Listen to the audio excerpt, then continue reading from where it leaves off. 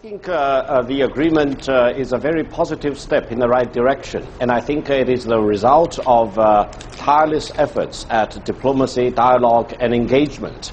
And this is exactly what China has stood for all these months of very difficult time, mainly because there are countries which demand that additional sanctions need to be imposed on Iran, and there is even one country which is threatening military actions against Iran for the nuclear program.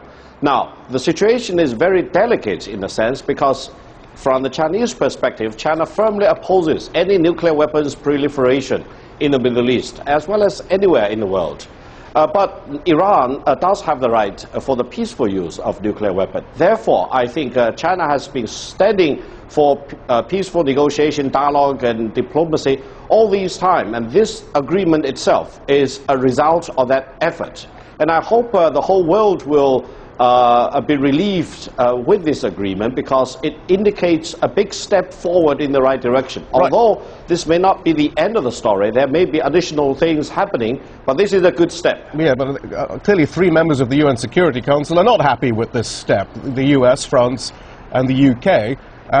What does this mean for their attempts to convince China to sign on to new sanctions against Iran?